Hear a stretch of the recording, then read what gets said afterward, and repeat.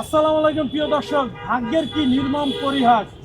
যেই বৃদ্ধ বাবা মা সন্তানকে নিজে কষ্ট করে না খেয়ে মানুষ করেছে, সেই সন্তানরা দেখেন বৃদ্ধ মা বৃদ্ধ বাবাকে বাসা থেকে বের করে দিয়েছে। দর্শক শ্রোতা, কেন তাদের সন্তানেরা তাদেরকে কেন বাসা থেকে বের করে দিল, বিস্তারিত আমরা তাদের মুখ থেকে শুনবো। যে যেখান থেকে দেখছেন সবার কাছে অনুরোধ করবো, ধৈর্য সহকারে আপনারা সম্পূর্ণ ভিডিওটা দেখবেন এবং ভিডিওটা শেয়ার করে দেবেন, সবাই যেন দেখতে পারে। আসসালামু আলাইকুম।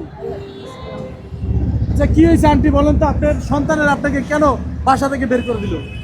ছেলে এখানে থাকে না, বাইরে থাকে। কোথায় থাকে আপনার ছেলে? দুবাই। দুবাইতে। আর মেয়ে? আর মেয়ে আমার কাছে থাকে, সে কিছু করে না, আর তাকে আমাদের খাতে দিতে হবে। তারপরে বাসা ভাড়া বেঁধে যায়, তখন আঙ্কেলের বলে বাসা দিতে। ওনার চাকরি 20 সালের থেকে নাই, করোনার থেকে 20 সালের থেকে ওনার চাকরি, মানে একটা ডেভেলপের চাকরি হতো, আর্মির চাকরি ছেড়ে।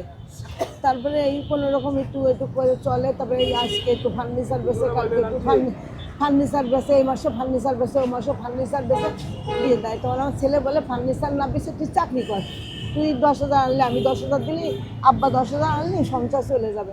কিন্তু সে করে না, তাই আমাদের সাথে অত্যাচার করে, মারে ধরে, গালাগালি করে।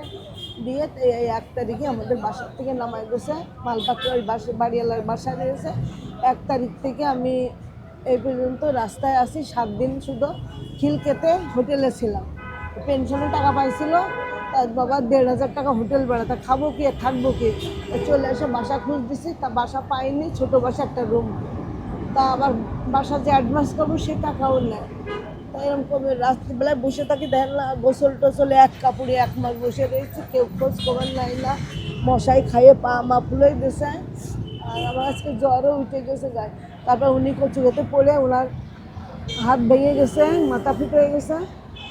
আর উনি তো অসুস্থ সেপ্টেম্বর মাস থেকে, প্রস্রাবের সমস্যা হয়েছিল। তার মধ্যে সিএমএসে নিয়ে গেছি, তা ওনার কিডনিতে সমস্যা পাইছে, তাই উনি ট্রিটমেন্ট করি, তো ওই মেয়ে ঠিক মতন জাতীয় দেয় না। তাই এই হলো আমাদের কষ্ট বাবা। আমার এখন পৃথিবীর কেউ না, আমি মেয়ের থেকে বেরিয়ে আসছি যখন, আমি আর ওই মেয়ের ঘরে যাবো না। মেয়ের ঘর না, আমাদের সাথেই থাকে, তা আমি ওর সাথে থাকবো না। এখন আমার ছেলে যে আমার সাথে কথা বলে না, 22 সালের থেকে কথা বলে না, আমাদের খোঁজ খবর নাই না।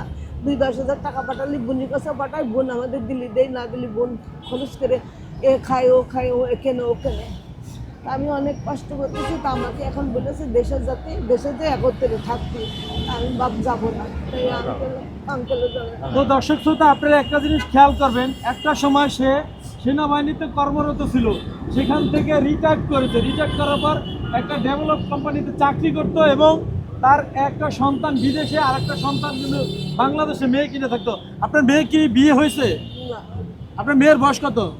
বয়স হয়েছে, ওই যে আমি অ্যাক্সিডেন্ট করছিলাম, লেখাপড়া বন্ধ ছিল, 25 সামথিং বছর বয়স হয়েছে। মেয়ে কি লেখাপড়া করছে? লেখাপড়া করতে করতে বন্ধ গেছে, ডিগ্রিতে পড়তে পড়তে বন্ধ তো রেখেছে। মেয়ে কি কোনো জব করতে পারে না? করে না, কিছু করবে না, বিয়েও করবে না। আঙ্কেল বিয়ে নিয়ে আছে বাইরে। দেখেন, মেয়ে বলতে, আমি একটা কথা বলি, বলেন বলেন আঙ্কেল। Only my request. আমি তখন অসুস্থ হয়ে পড়লাম, তখন তো সে আসে আমার কামে, ও সেই দিনই এইরকম লাঠি নিয়ে এসে পুজো পারি, ওগুলো আর বললে লাভ নেই, যেটুকু আমাদের এখন দরকার সেটা লাঠি বলে। নিয়ে বাড়ি দিল। বাড়ি দিলে আমি থাকি, আমি তাহলে বললাম দেখো তোমার মেয়ে কী করবে। তারপরের দিন আবার কোথায় বলার টাই নেই আমার, ফিরতে নিয়ে পড়ছে। আমি তো অজ্ঞান, কথা বলতে পারি না। আমি ওর সাথে কথা বলি,